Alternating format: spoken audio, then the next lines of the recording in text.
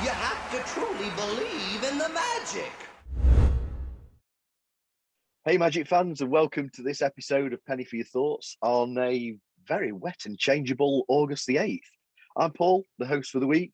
As always, I'm joined by the ever handsome duo that is Geraint and Mikey. G, how you doing, pal? Well, thank you, mate. Thanks for asking. How are you?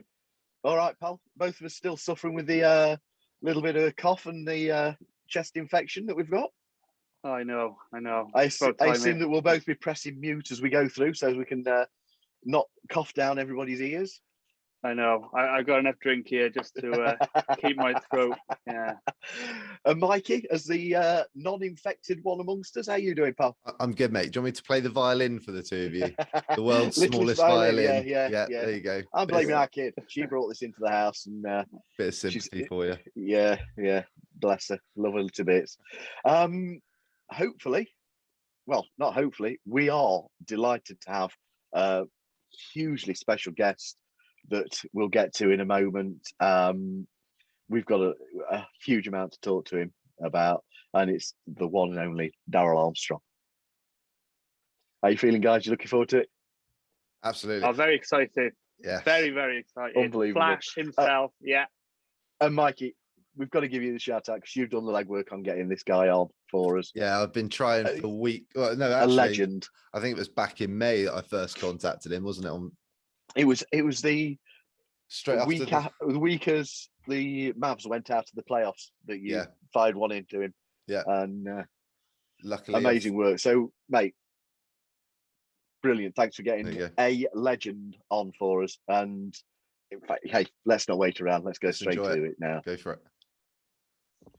Okay, we are now joined by this week's guest, one of the greatest undrafted players in the NBA's history, a man who signed for the Orlando Magic late in the 94-95 season after a time playing in Europe.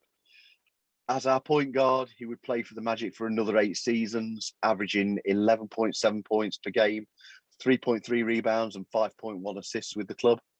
In 1999, became the first player to claim both the Most Improved Player and Sixth Man of the Year awards in the same season, something that no one else has ever accomplished. Inducted into the Orlando Magic Hall of Fame in 2020, we are beyond honoured and so excited to say welcome to Magic legend and current assistant coach at the Dallas Mavericks, Darrell Armstrong. Darrell, thank you so much for coming on. Appreciate it. Glad to be here. I hope the intro was okay. Hope it did you justice. Huh? I hope the intro did you justice there, my friend. Oh, it was good. I was just listening to you. I was listening to all the stats. somebody had to put them up, so it was me. So good man. Well, we appreciate it. As fans, we love you for it. Yes. How's life in Dallas? It's not bad. I mean, I can't complain. Like we was talking, a little hot, but other than that, can't complain. We have a new head coach in Jason Kidd, so a new GM, and so we're just trying to keep moving on. And I'm blessed and fortunate to be a part of the Dallas Mavericks still, and so I'm just happy and continue to hopefully impact young players' lives with basketball. That's amazing. One of the things working with the Mavericks, I've got to ask you this question. Is the trip back to Orlando each season something that you look forward to when the schedule's released? Is it one of those dates that you look for? Always. My daughters are down there, my kids down there, and but when I retire, I mean, that's going to be a place where I have already started looking and making a destination of being there and playing golf one time a day and sit back and enjoy the rest of the day and just enjoy life. But, for me, I continue to enjoy basketball right now. So it's going to have to wait. It's fun being around the game. It's exciting to come in every day and try to make guys better and try to get guys who understand the willing of how to win and find ways to how to how to do things and how to make this game exciting for them. That way, when they come in every morning, they're ready to go and they're excited about basketball. That's a great way to live. And to still have the excitement of being around the sport and finding what you do within it such a pleasure and such a motivation. That's amazing. Yes, the indeed. other thing that you've a big man involved off the court in charitable work as well. When you come back to Orlando, do you get a chance to visit the Darrell Armstrong Foundation for Premature Babies, which you founded in 1998? Amazing thing. Yeah, well, we have changed up locations because they needed a bigger place, and so we moved to a new location not too far from the original location, and it's been doing well. We did that about 2 years ago. I want to say 3 years ago, right before COVID and everything. So it's always fun to go into the Florida Hospital, and I see my picture on the Hall of Fame wall where, from golfers like lady golfers, I think it's Anakova or something like that. She's on the wall for donating and doing things with the Children's Hospital, and myself, and it was someone else. Oh, Walt Disney is on the wall with them as well. And so, I mean, I'm very proud to be a part of that. But, it's always exciting for me to help out families or kids or, people all in general, because at the end of the day, I have lived a great life. I lived an unbelievable NBA life, and I continue to live, through the NBA with coaching, and it's still a fun situation to be in. But at the end of the day, I still love to help people. And that's always been my main focus, and that's what I went on all my career. There's no sport like it for putting back into the community than the NBA basketball community. It's incredible what people do. We had Nick Anderson on with us before, and the work that he does as the community ambassador for the team. It's incredible, and you see the players do it week in, week out. Utterly unbelievable. Hats off to you guys. Incredible. I appreciate it. Yes, incredible. Thank you. Well, I mean, you got to have a will, and you got to want to. You really got to really want to do it. Because it's a heartfelt thing for me that I can make people happy, and I can save babies' lives, or get other people help when it comes to their babies with my foundation for premature babies. So, for me, it's always a pleasure. It's always exciting to know that I am doing my part in the community. Unbelievable. Awesome. So, Darrell, you've had an amazing NBA career, but just take us back to the beginning part of your career. So what did you learn from your travels when you were playing in Cyprus, Spain, before you got the invite to try out for the Magic? Well, I mean, I had already tried with the Magic. I had tried with Atlanta Hawks, was my first ever summer league tryout. But I mean, for me, my journey was to continue to get better. My first time ever going into an NBA summer camp was with the Atlanta Hawks. And, it opened my eyes up to where I need to be and where I need to get to. And I wasn't there at that time. And for me, over the years, I continued to improve my game. I continue to get confidence every year, every league I played in. And then finally got the opportunity to really shine before I went back to Spain. Before I went to Spain and led the league in scoring there in the ACB, which was an incredible league to me. It was probably the second best league in the world behind the NBA. Where we had Arvydas Sabonis, we had the great Oscar Smith, we had Michael Curry, who played in the NBA, myself. We had a lot of great athletes in that league. And my last game of the season, that's when I got picked up by Orlando. In the next 14 years, that's who I was with. I was 9 years with Orlando, and 5 more years in the NBA. So I can't complain. It all worked out, and I'm still in this thing, still doing my thing with coaching. And so I've been blessed to, to not only play 14 years, but also be assistant coach for 13 years. So the road, for me was to get to the NBA. That was my biggest road, my biggest obstacle was to get there, and I did. And next thing you know, look at here, I'm also being a coach in the NBA, which I never thought that road would ever come up, because I never, even thought about coaching until a lot of my older coaches like Byron Scott and other guys used to say, keep your material, you're going to be a coach one day. And then that just happened to dawn on me that, I was going to coach. Awesome.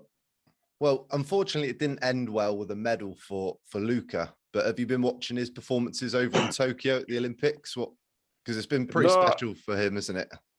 I haven't been watching it. I can't stay up that late. I do get a chance to see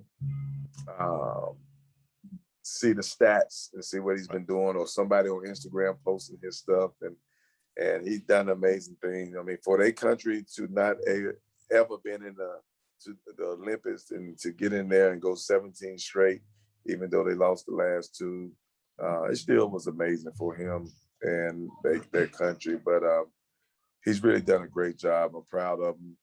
He's learning how to continue to be a leader. He has a Dragic, who's older than him, and probably has taught him a lot of things about basketball by playing beside him. And so, I mean, for him, it's, the sky's the limit. It's just continue to get better as a player, but also get better as a leader. That's going to be things that he's going to have to get better at. And I know he can do it because he has the personality, he has the energy, he has the upside of doing that. Because at the end of the day, a lot of times it's also about talking and how you talk to your teammates and how you handle people around you. So it's the little things like that, because everybody enjoy being around him, and he's going to get better in, directing and doing other things that really you don't see on stat sheets. Yeah. Well, we Such an incredible talent. Yeah, we enjoy watching him. Absolutely. Yeah. So I'm not sure how many of our listeners actually know this, but you were part of the 94-95 team that went to the finals. You were part of that team during the season. Having spent time playing in Cyprus and Spain and then ended up on that team with like Nick, Shaq, Penny, what was that like being a rookie in that season? Well, I mean, for me, that was the year I was in Spain. And, when I played in Spain, my last game in Spain, I got called up the last 14 games of the season with Orlando. But I mean, it was great watching and being around it, practicing every once in a while. I didn't feel like I was part of the playoffs, because I'm not playing. That's the hardest thing. But I still, as me as a competitor and wanting to win, I always cheered those guys on no matter what, because I wanted to get to that point where we can win a championship. And that was crazy for me. I almost won a championship coming in at the end of the year with the Orlando Magic. But it was fun to watch those guys. I learned a lot from them, to see how hard you have to work, the grind, the things that they do off the floor to relax and get away from the game and keep their mind going, and the things that they do in the weight room. It really instilled a lot into me, because that was my first NBA Finals, and then I went to my second time with the Dallas Mavericks and lost to the Miami Heat, and then again as a coach. So I finally won one. But at the end of the day, whoever pictured this and imagine this, that a kid who never played basketball in high school, but 1 year, first 2 years in college, never played, and here he is, 3-time going to the NBA Finals as two as a player, one as a coach, and winning it as a coach. That's an amazing story to me. because I never thought I would be in this position. You know, I was just trying to make it. You know, I was trying to make it to the NBA, and when I made it, I closed that door behind me and never opened it back up.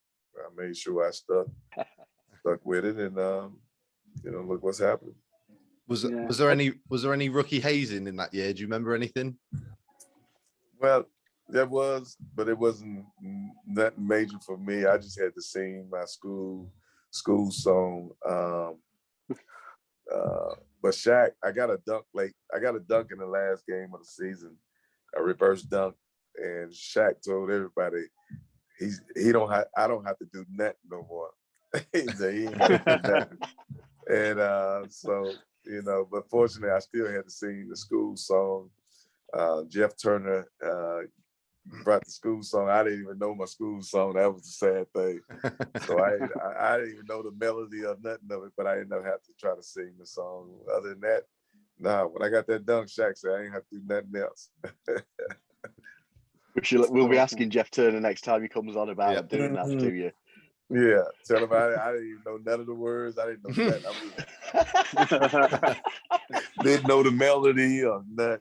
So, but you know, for me, that's always fun. I think as a player, you know, everybody's got to go through that. That's something that's, you know, is special.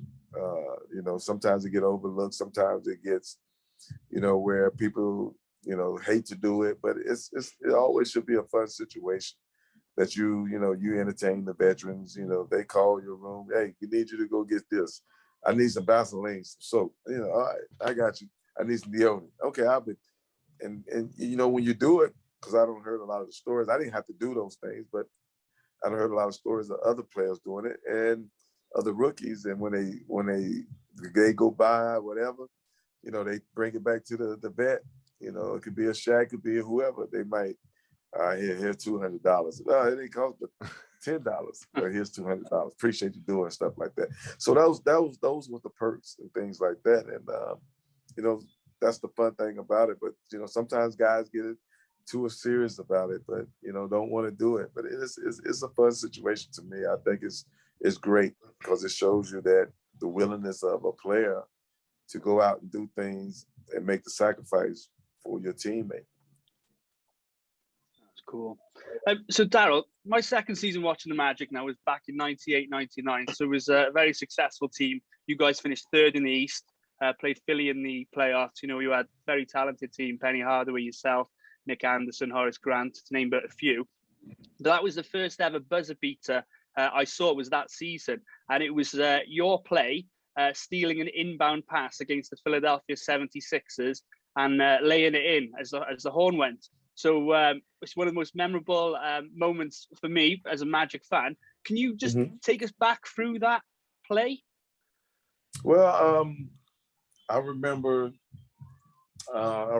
sitting on the bench a year before.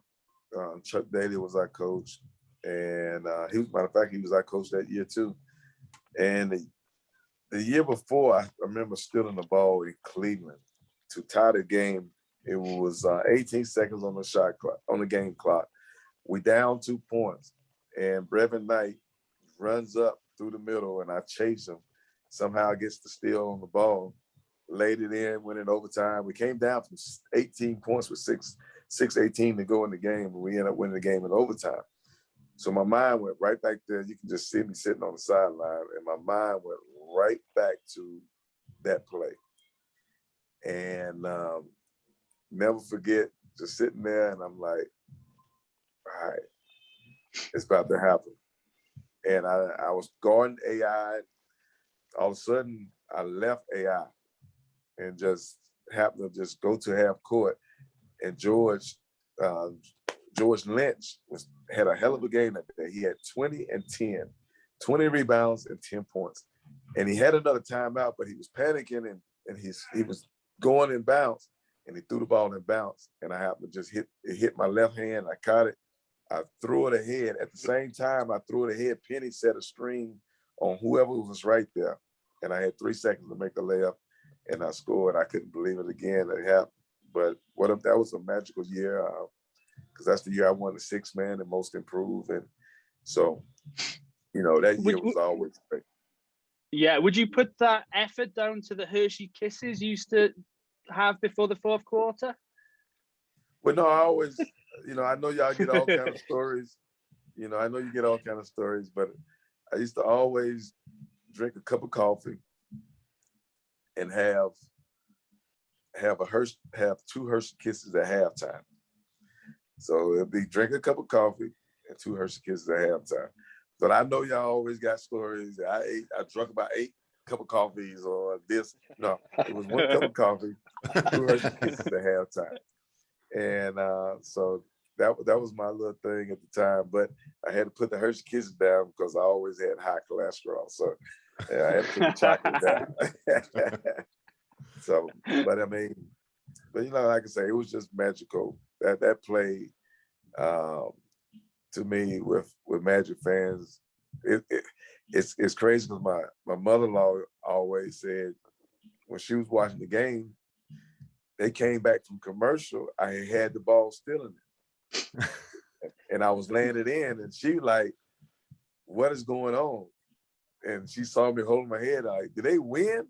Yeah, she said they cut back to commercial. But commercial, I had already stole the ball and I was going down the court. But that was a magical moment. I think fans for Orlando, not knowing we got to foul somebody to put them on the line, and all of a sudden we go from not fouling to getting a steal in a game-winner layup. And by the way, that was on Philadelphia, and they did put us out of the playoffs the first round. Yeah. I guess that was payback. You've already alluded to it that season was your landmark season. The achievement of Sixth Man of the Year and Most Improved Player. It really is a landmark achievement in your career. What would you have attributed the growth in your game and the performance that season down to? Was there anything in particular? Well, I think the year before, I was playing well under Chuck Daly, and Chuck would start me and just play me. When he played me, he just let me continue to go. And then the last 32 games of the season, we flew into Indiana, and my shoulders was just bothering me, and I was averaging 9.2 a game and was playing well, and I had to go get an MRI, and they come to find out I had a torn rotator cuff in my right shoulder. And so I had gained a lot of confidence that year under Chuck, for a guy who would let me when I got out on the floor, he just let me play. And if I played well, he just kept me out there.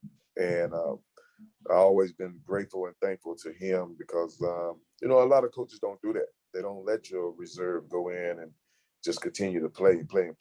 But, I was making plays. I was doing great things. I had 2 backs who was in front of me. Derek Harper, who's always been a great bet for me. And his name is played for Cleveland. He was my bet as well. Mark Price. Mark Price. Yeah. I mean, unbelievable players that was in front of me. But I'll continue to learn from all those guys. And so when I had to sit out the last 32 games of the season, I was sitting there like, wow, because I was having still a great year. And they have to go through surgery. And then when they went and done the surgery, they come to find out, not only did I have a tear, but I had a partial tear on another tendon. So it took me about the whole year the whole summer and into probably to December to get back strong, because that's the year we had the lockout. We didn't play basketball until like January or February. Mm-hmm. And that's the year we did the 50. That's the first time we ever did a 50-game season. So it gave me a chance to really get my shoulders back together. And, for me, I rehabbed in Atlanta, got back strong, and then came back out that next year. Went the 50-game season and just went nuts. I had averaged 14. I had averaged 14 points a game. I think it was 13.7, 6 or 7 assists, 3 rebounds, 2 steals, or whatever. And next thing you know, I hear the crowd, um, and people having signed Armstrong for 6 man. And so I mean, you know, for me, it was a great feeling, and I was just playing to the crowd, playing to our teammates, and next thing you know, I'm holding up that trophy on the court. So it was amazing to me. And then I got this most improved after we got put out of the playoffs by Philly like a week later. But you know, just playing hard. That's all I know. That's the only way I know how to do it. Prepare myself, play hard, and I put it all on the line. And every night, I always was rewarded from the way I played. Yeah, you just come on nicely to my next question. Yeah. Was, you know, I was about to say you leave everything on the line. So, you know, we've heard tales from, we had Coach Hill on the podcast some months ago, and he was telling us stories of, you know, some of the veteran point guards like Scott Skiles coming in and thinking, oh my God, I got to play Darrell Armstrong tomorrow morning, and just being so, you know, fed up playing against you because of your tenacity, even at practice. So, but for you, who was the hardest player to defend? I think they would say it would be, they would probably be talking about me. Brian Shaw used to call me the Tasmanian Devil because the way I used to play is the way I played in practice. Who would give me the hardest? I mean, I'm for sure if I ever had to play against Penny or T-Mac, but I always played with them in practice. I really probably didn't have no hard time in practice with anyone. It was always the game. You know, every night for me, every point guard you had to play against or had to face would probably be the toughest point guards in the world every night, no matter who it was. It was different point guards that can give you different problems. So for me, it was always the point guards on other teams that always made me prepare hard, kept me ready to play, and made me play harder. Because, you know, you can get embarrassed on any given night with any different point guards. You got Steve Nash, Jason Kidd, Stephon Marbury, AI. I mean, the list just keep going. Byron Davis, the list just keep going. So, I mean, if you're not ready to play at that point guard position, you can get embarrassed every night. Who was your favorite to go up against? Who did you really enjoy the challenge of playing against? AI.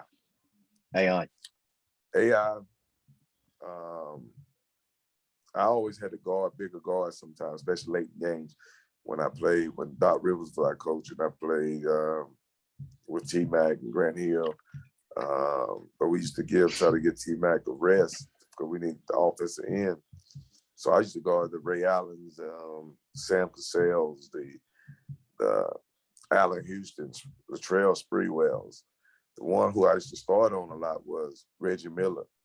And that was a great challenge for me because I knew Reggie wasn't a dribbler, but if I knew Reggie could catch and shoot, my ass was in trouble. And so I used to chase him off. I used to love guarding him because when he did catch it, I always just put my face on my chest, my head in his chest, just to try to make him uncomfortable, you know. And but he was fun to guard. I mean, like I said, the 1 and the 2 guard challenge was unbelievable.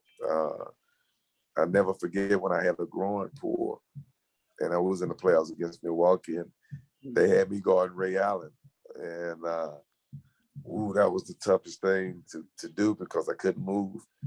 You know, and then Ray, you could tell Milwaukee knew, all right, we're going to attack Darrell Armstrong right away. They knew. So the first play of the game, the first thing they did was post up Ray Allen. Ray Allen never posted up. What they do, they post Ray Allen up and they come right at me just to test my groin. And it wasn't good. You know, I was out there playing with a swole groin, a pulled groin, and I remember doing it early in the year. Doc tried to give me 2 games off, but that didn't work. I needed more time off, but unfortunately, that's how I had to play, and I played. But you know, at the guard position is a dangerous position in the NBA. You know, I always try to picture myself guarding a Steph Curry right now, or a Dame Lillard right now. You know, what would I do? How would I guard him? You know, so I always try to picture how would I guard those guys? What would be different? How could I shut them down? How could I make them work?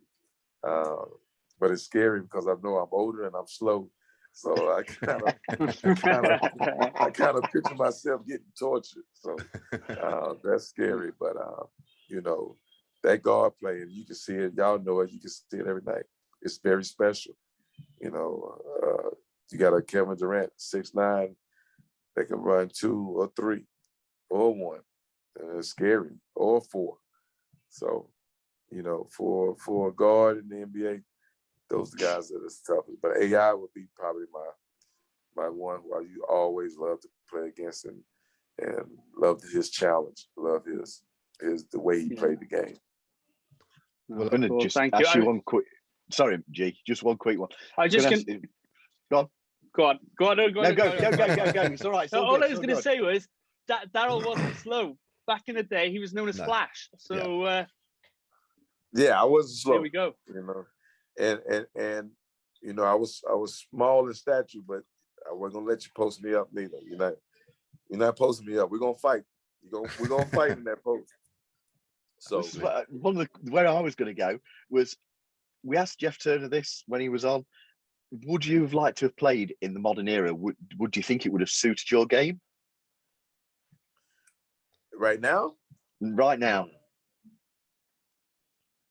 Yeah.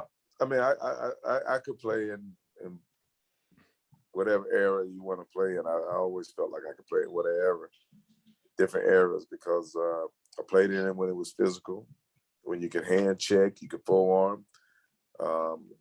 And then I also played in it when you couldn't touch people. So, but for me, this era is a little different.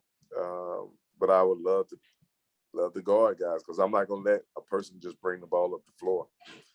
You know, I'm not gonna let just Steph bring the ball up the floor. So I know if I'm guarding Steph, they're gonna take him off the ball and they're gonna make me chase him just like AI.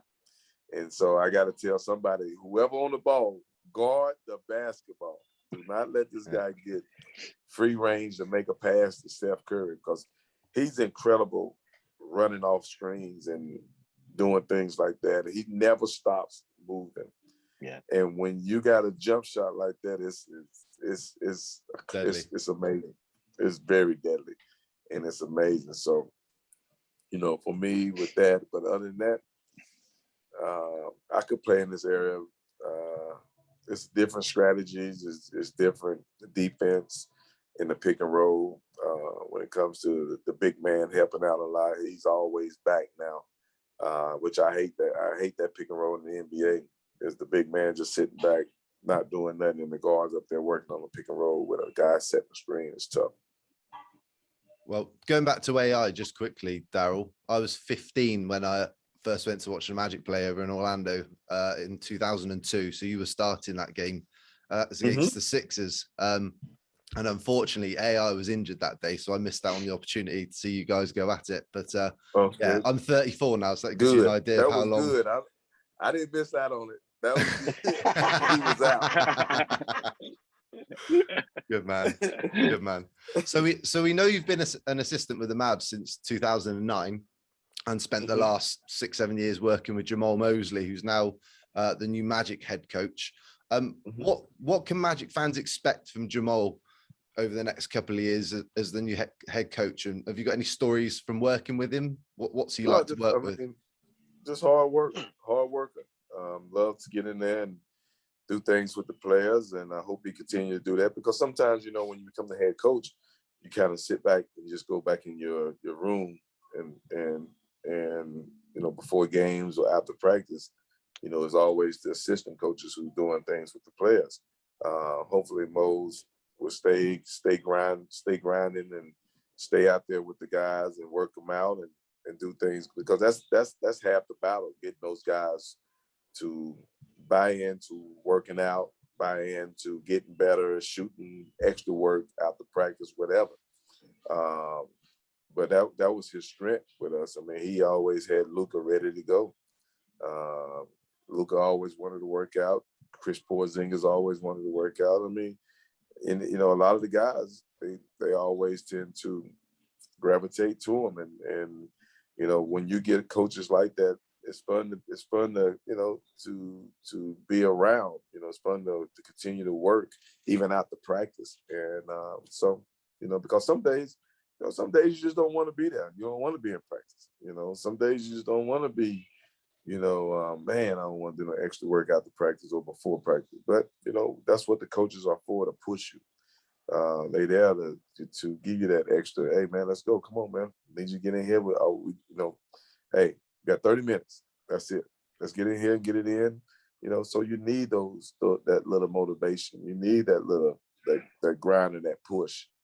And so that's what Mose always was bringing to our team and our players. And I'm happy for him that he's now, get the opportunity to be a head coach. He's been on different head coaching interviews, and it was great to hear his name being finally, called as a head coach now. And I talked to him after he got it, and you can just see his head just spinning, because you get calls from everybody after that. People ain't called you in 20 years. Hey man, can I get a job? So I can see his head was spinning, and he was going, but hopefully he does a great job, and I'm just hoping he just enjoyed the opportunity and the situation that he in with the young kids, and continue to try to make them better and continue to try to win as well. I mean, I don't believe in that rebuilding stuff. I don't believe in that. I believe in if I'm just as talented. I guess that's why the Heart and Hustle team was so important to me and in the city of Orlando. They said we were supposed not to win but 10 games. We was only supposed to win 10 games, excuse me. And I took that to heart. I took that personal. Because what you're telling me is I'm not talented enough, or you telling me I don't have a good enough ability to go out here and win. I get paid the same way everybody get paid. Some get paid more, some get paid less. But at the end of the day, I knew I had a Ben Wallace. I knew I had a Bo Outlaw. I knew these guys was going to go in here and play hard, and all the other guys did too. And we won 41 games, that year, and we had a 10 games losing streak that year. 41 games we won when they picked us to win 10 games, and we had 10 games losing streak. So what I told Mose, you expect to win. You gotta expect to win. Yeah. I don't believe in people letting people put a price. It's almost like they put a price tag on your team, a price tag on your players. Yeah. Rebuilding. Nah, we got talent. You're talking to three. You're talking to three people here. We hate tanking. We want to see them go out to compete and play meaningful games. Out there and compete. Absolutely. Exactly. You go out there and compete. You find ways to win, and as a coach, that's going to make him even better, because you're finding ways to win. You're figuring it out, things that other coaches or other teams can't figure it out, even with good talent, more talent.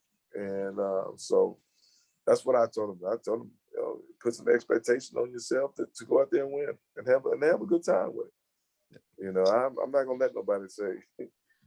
I couldn't let nobody say that we gonna win 10 games. No.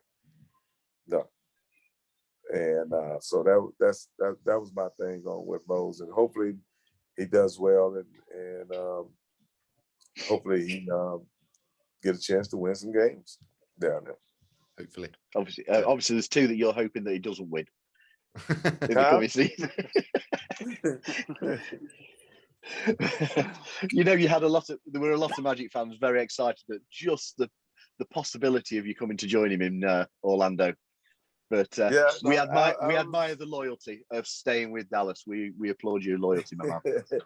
Yeah, I had to stay in Dallas. I mean, I really enjoy being around the guys that we have. I don't think I didn't think about it. I'll be lying to y'all if I didn't think about it. But at the end of the day, J Kidd reached out to me, and I was fortunate and blessed to talk to him, and I loved his energy, what he was saying on the phone, and the energy he brings into workouts and stuff like that. So But like I told Jay Kidd, I told him we got a good team.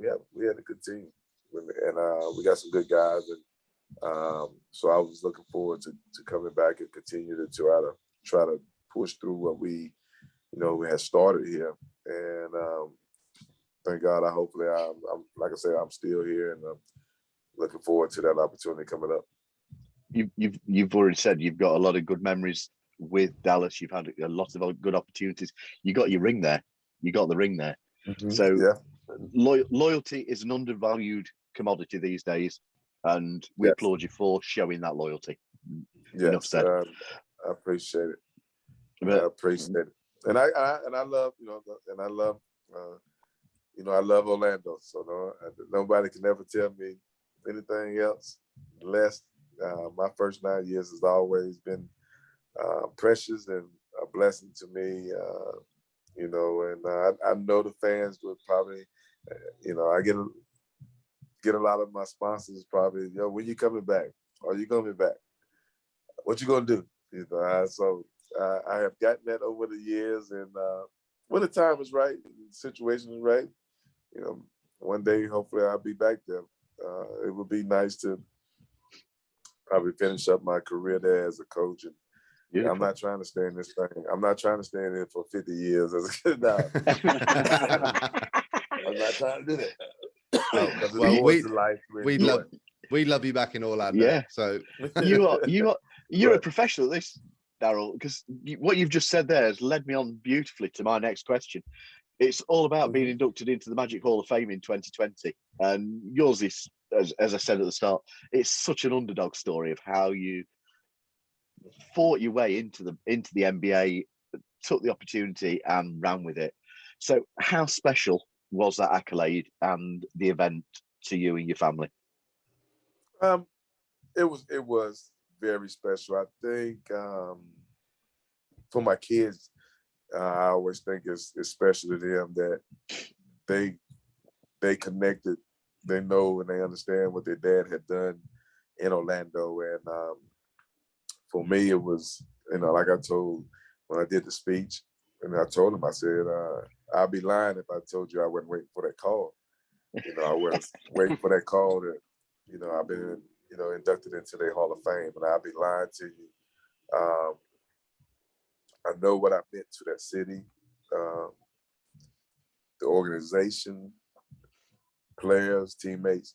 So, all that paid off for me. And I like I say, I would be lying to you when I tell you, I was waiting on Alex Smith call when I came back to my desk one day from practice, and I was like, 407, Eric Cole, Eric Cole, who's this? And when I heard the voice message, it was just, it was great. I really got teary-eyed, just thinking about all the hard work. My college coach, who always told me, he said, if you play hard, good things happen.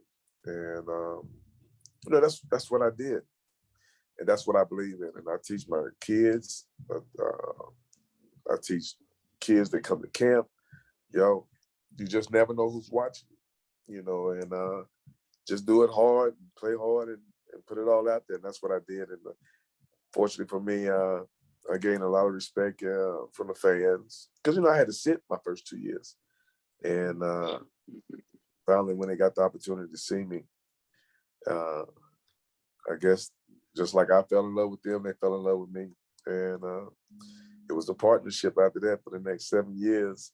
I had to watch the first 2, but the next 7 years we really grind, and the cheers and the applause and the tears, and it was just heaven made for me to be down there because like I said, hard and hustle team, and they just never gave us a chance. And the fans fell in love with that team, and to this day, that's all they talk about. Yeah. And that's exciting for me, and that's rewarding for me that we had guys that people had just didn't give a chance. Ben Wallace was on that team. Yeah. You know what I'm saying? And then he's going into the Hall of Fame. Ben Wallace was on that team and going into the Hall of Fame. Ben Wallace is a 4-time Defensive Player of the Year. Yeah. Ben Wallace is a championship. Ben Wallace was an all-star, 2 or 3 year all-star, first team. So I told people, I said, I believe in those two guys, Ben Wallace and Bo Outlaw. I just knew that for a big man, they could get the job done for us, even though people didn't, they can't score. That's what everybody kept saying. But hey, you get down there, I'm throwing the balls to you. I don't care what Doc say. I'm throwing the ball into y'all. Go to work, because I know I'm gonna get it back on the defense end. I know what I'm gonna get on the defense end, and so for me, it was fun to have those two guys. I had a Mike Dodiak. We had John Amici. John Amici. Oh, well, John Amici was incredible that year. Nobody knew about John Amici. I had to tell John Amici when he could run so good and he had that little left hand layup. I said, John, when you run the floor, look back at me. I'm gonna throw this ball ahead, because he could run the floor, and it was fun playing with him, and he could score on the box. And so we had some unique things. We had Chucky Atkins his first year, and because he next year he went with Ben to Detroit in a sign and trade. But you just can't teach the things that we had. You just can't teach the heart. You can't teach the hustle that we had. And for us, 41 games we won, and still, once again, I told you we had 2 10-game losing streaks. 2 10-game losing streaks. But that still just won came 41. that just came from the inexperience of some of our guys, and that's part of it, because you got to grow as a team, you got to grow as a player, and unfortunately, we just couldn't get it over the hump in those 2 10-game losing streaks. Even if we just had 2 8-game losing streak, we would have made the playoffs. Yeah. And we missed the playoffs against Milwaukee at the end of the year, at the buzzer. Yeah. That's it. Of course, you had Monty Williams on the roster as well, didn't you? And Monty, look what he's oh on. my God. Yes. I forgot. Silly of me, Monty. Yes. Yes, silly of me. Monty was our spiritual guy, man. I mean, he could post up, he could score. Even off the floor, he was a spiritual person for me, because he always talked to me. He'd tell me what's right, what's wrong. And, I was wild. I was just, a wild individual sometimes, but, love to have a good time, love to, go have my cup of drinks at the bars and stuff like that. But Monty always knew how to reach players. And that's why he's so good today and coaching and getting guys to buy into what he's doing and what he's selling. And unfortunately, they came up short this year, but, he's always been a special player, could score. Because, even when Monty was first getting the league with the New York Knicks, he had that heart situation going on. And I'm not knowing if he was even going to play anymore in the NBA, but he ended up getting, some more years in the NBA and really played well with us. Would post up, could score on the box, and that pigeon toe. He's pigeon toes. So he's always going hard at guys and knew how to score in that box. So yeah, Monty Williams was definitely a blessing for us. And one Tell other us thing about your. hang on, Go on, Jake. Paul. One other thing that we always get asked by our followers to ask people who have played the game: how good was your trash talk game? I didn't talk trash. I didn't talk trash. No, we always get people ask us to ask that question. Yeah, I never talk trash, but I use it if somebody says something to me. Yeah. That was my fire to really step up my defense and pressure and do things like that. But I never want to give nobody an edge. Yeah. By running my mouth. I always believe in, you got to be careful what you say, because then you give guys energy from what you're saying to people or how you talking to them. And no, if I had you down, I'm gonna keep you like that. I'm not gonna. I'm gonna keep my pressure up. I'm not gonna say nothing. I'm not gonna say nothing to get you going. And I believe in that today.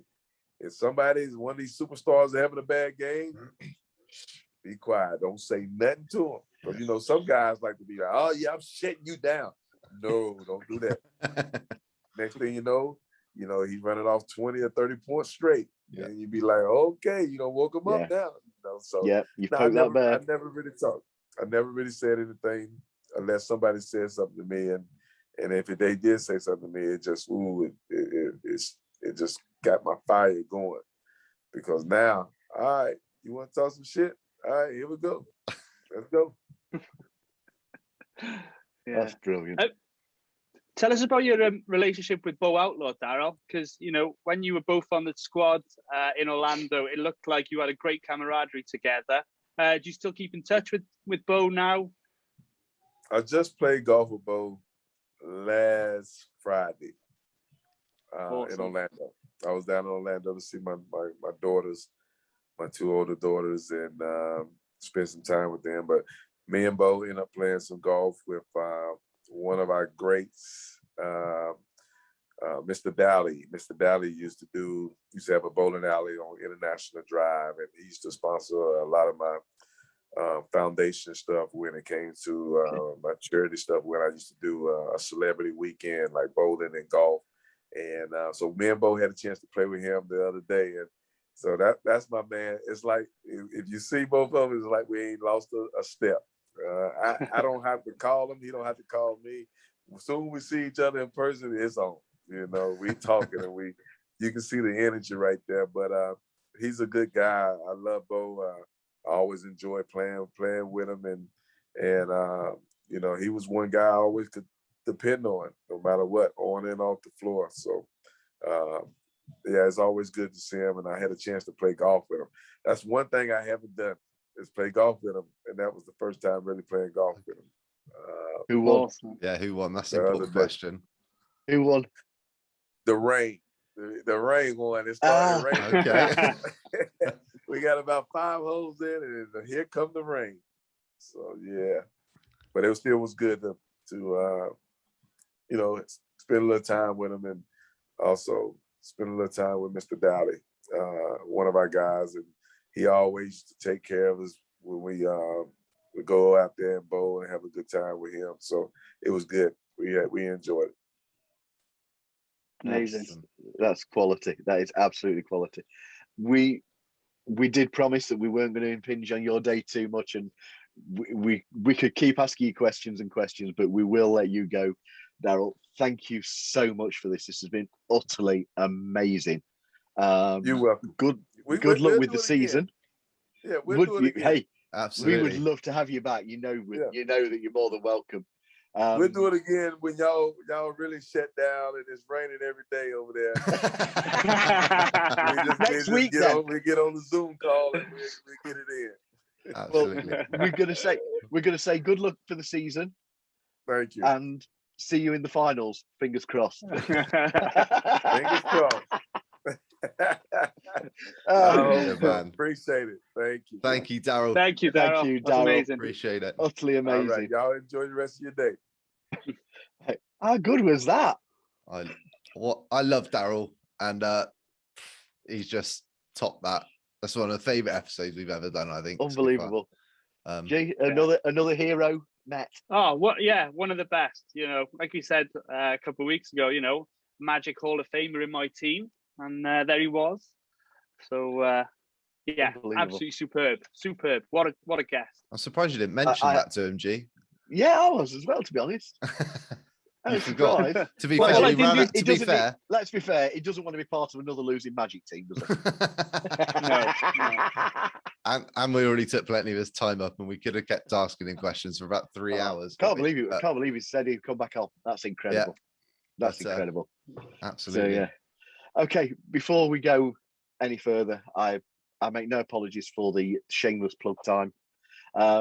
So, as you know, we are affiliated to Fanatics and the NBA Store Europe. So please don't forget to join their websites by clicking off of our affiliate links on our social media pages or the website. If you are shopping, make sure that you use the Magic UK 10 code at the checkout. It may give you a 10% discount with Fanatics or the NBA Store. Some exclusions do apply. Don't forget that shopping with Fanatics isn't just basketball. They do have football teams. They do have NFL, Major League Baseball and all these sorts of things. So there's more on there, guys. And they also do international delivery for our friends in the States. If there's stuff on there that they can't get on Fanatics in the US. So, and the reason we plug it every week is because by doing it, it helps us pay for what we do. Because it may be a hobby, but it does cost us. So help us along, guys. We very much appreciate all the support. Enough of that. So, trivia time. I know it's G's favourite part of the week. He loves this one. He loves this one. I do. And as always, well, not as always, but this week we're going to go with Who Am I again. I've got 5 little snippets about 2 players, 1 each. So, G, do you want to go first? Yeah, go on then. Let's do it. Okay. Right, let's see how good you are then. Let's go for this one. Okay. I'll be honest. No, don't worry. Neither are over hard. I've not been evil. Is one of them Daryl? Do you know what? I actually did write his down. I thought, no, they'll get that straight away. So, first player. This is for you, G. Okay. Born on March the 9th, 1980. So he's 41 years old. Born in Santa Clara, California. Santa Clara, 1980. Okay, you're going to have to go. Give me another clue. Went to college at UCLA.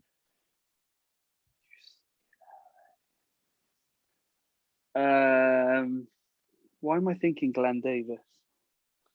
I'm not sure. I think I'd say I'd give Glenn Mikey Davis. that one. I'd have given Mikey him. Okay, mate. No, keep going. So, third clue. He played in 95 career playoff games, 14 of them with the Magic. Oh, man. And what years were these? I'll give you that. That's coming. I think that's coming, mate. Okay, keep going then. So, in my 1 season in Orlando, I played in 81 regular season games, starting in 58 of them, and I had a scoring high of 28 points in Denver. Oh my gosh, Paul, this is quite hard, this one. Yeah, the next one will give it, right? The next one will give it. In fact, I'll give you his number now. I'll give you his number as part of this one. Wearing number 22. Oh, Matt Barnes. You've got it, mate. Awesome. Should have got that before. The final part was going to be, I tried to make an opposition's number 24 blink. Nice. Yeah. I genuinely thought you might have got that one a bit earlier. Yeah. No, in fairness, I couldn't give you the year. I couldn't give you the year. It was the UCLA bit I couldn't put together. Yeah, he was one of those players. He wasn't on the team long enough for you to almost learn the college he was at. Yeah. But yeah. So, no, that was a good one, Paul. Fair play. Nicely. Okay, Mikey. Let's go. Are we ready? Born November the 10th, 1987. So he's 33 years old. Born in New Orleans.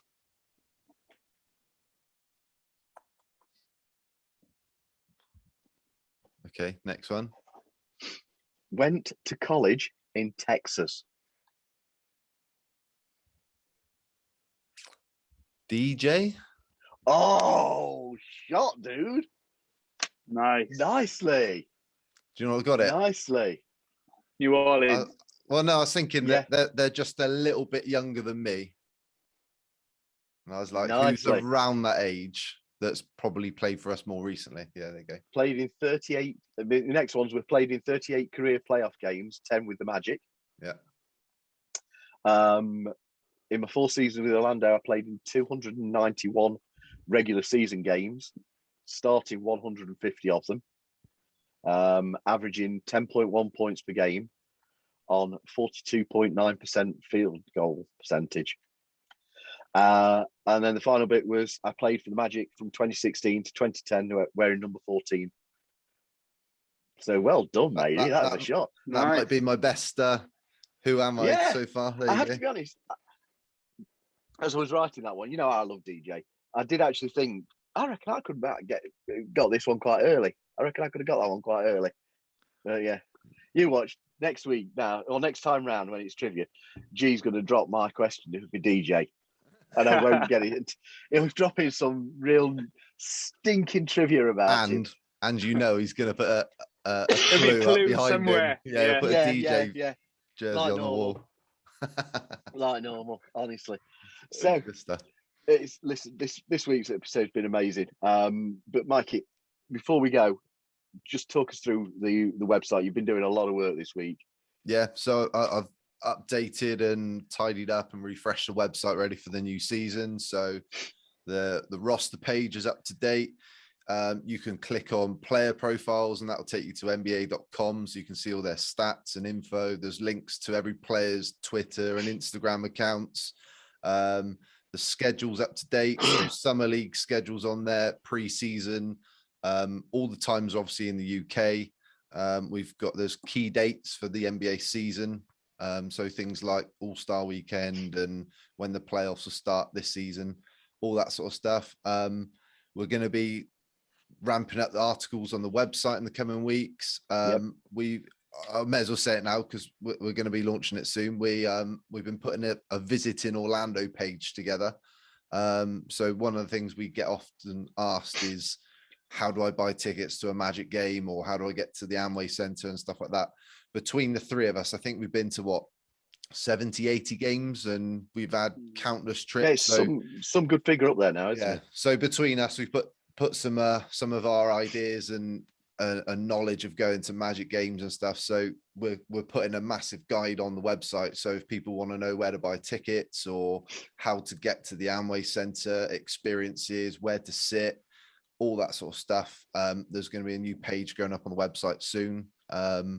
And hopefully we might be able to find a site sponsor that we can link up with. That's the eventual plan. It helps pay for the website. And stops me begging each week. Absolutely. Absolutely. There's all our links to the affiliates on there. And yeah, so if you guys can visit the website, all the links to everything, even the podcast, all the episodes are on there, and links to Apple Podcasts, Google, Spotify, YouTube, that's our home base. So check out the website. OrlandoMagicUK.com. That's us. So again, as always, everyone, thank you for watching and listening. Less of our inane ramblings this week. Daryl nicely it's prevented us having to talk too much. More to no doubt everybody's pleasure that they've not got to listen to my croaky voice this week. So as we've said, you can find all the links to our podcast, to the website and our social media sites off of the podcast description below. Please subscribe to the podcast and set notifications so as not to miss any future episodes. Also, leave us your comments and questions. We do love to hear from everybody. And if you aren't doing, make sure you follow us on our social platforms, Twitter, Facebook, and Instagram. Again, from all of us at Orlando Magic UK, Mikey, Garant, and myself, until next time, go Magic.